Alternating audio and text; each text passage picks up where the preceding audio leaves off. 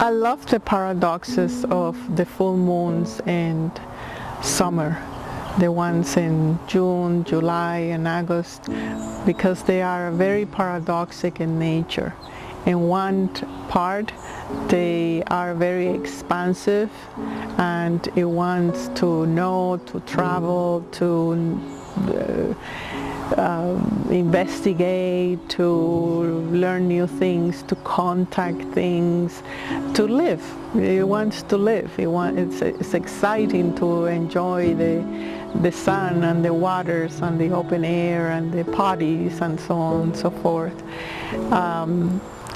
And at the same time, at these moments in the evolution, it's about reconsidering the basics of how you live and what is the priority in your life and what is the parts that are balanced between your own leadership and your nourishment. Is the male and the female, where both are walking together in the sense of one is leading and the other one is nourishing, and in both are creating something that is sustainable.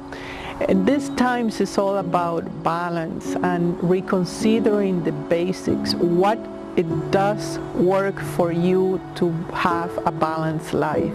It's not anymore a question of can I do it, because at this point, if you have witnessed that you are not able to apply continuity and wellness in your life, the forces of gravity, of negativity easily can take you.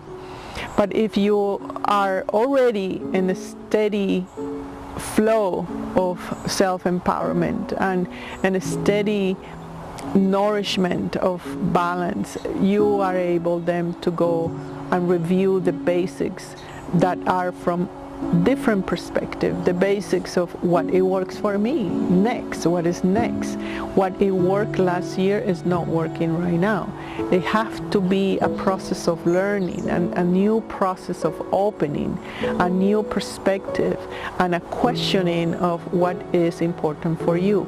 So it is fundamental at this time that you learn, that you choose knowledge that is not in the web because it's so convoluted in there, but knowledge that is empowering for you. What are the tools, new tools that do I need? Is for communication, is for relaxation, is it to make me less rigid? Is it for me to learn to nourish myself? Is it for me to help others?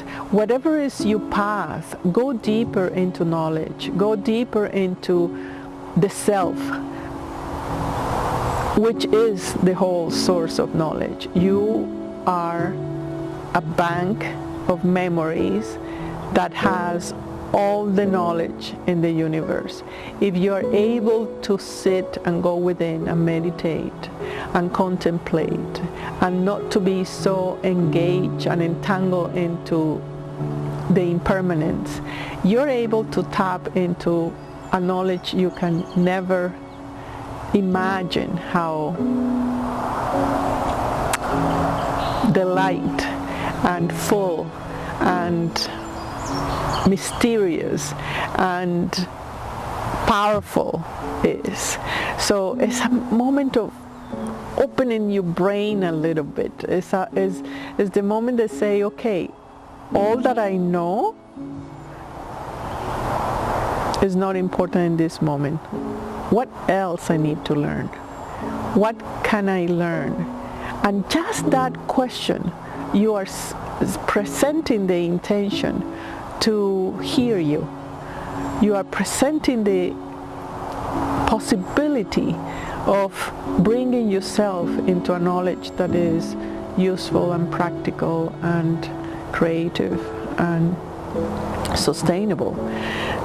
So in this moment of the full moon, when we are doing our ceremony, just be a little bit humble